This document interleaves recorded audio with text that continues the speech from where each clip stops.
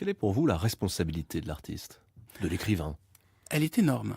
C'est pour ça que j'écris dans celui-ci, il a fait 600 pages, il y a une version de 800 pages, j'ai viré 200 pages qui me semblaient pouvant ne pas être dignes du lecteur, pouvant l'ennuyer ou pouvant être mal comprises.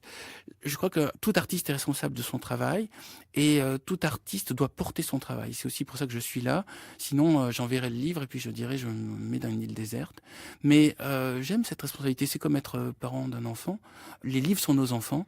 On les crée. Une fois qu'on les a créés, il faut les accompagner, les aider à rencontrer des gens. Comment écrivez-vous concrètement au quotidien, quand vous êtes là, dans votre roman et avec vos personnages?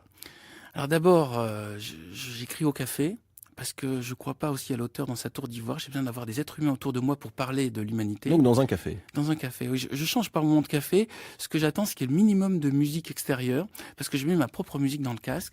Une musique comme celle Vous qu'on écrivez en entend. musique? J'écris en musique, alors petite nuance, j'écris en musique les scènes d'action, d'amour, de guerre et les voyages.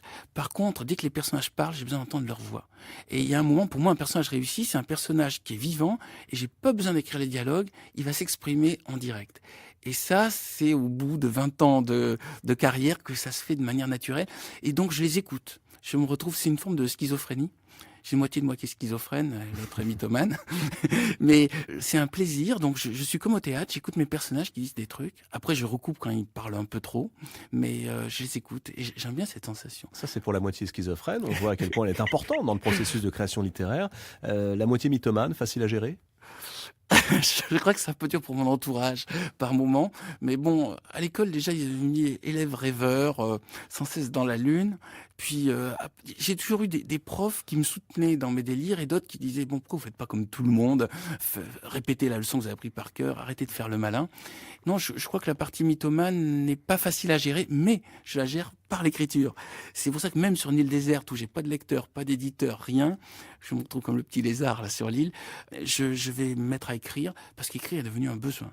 Si j'écrivais pas, par contre, là, je m'angoisserais énormément. Je serais pas avec mes petits personnages, je serais pas avec mon monde, je serais dans un monde tout petit. Voilà. Quand j'écris pas, je suis dans un monde tout petit. Et dès que j'écris, le monde s'élargit et j'ai l'impression que ma pensée devient sans limite. Et ça, c'est quelque chose que j'ai envie de partager avec le lecteur. Vous qui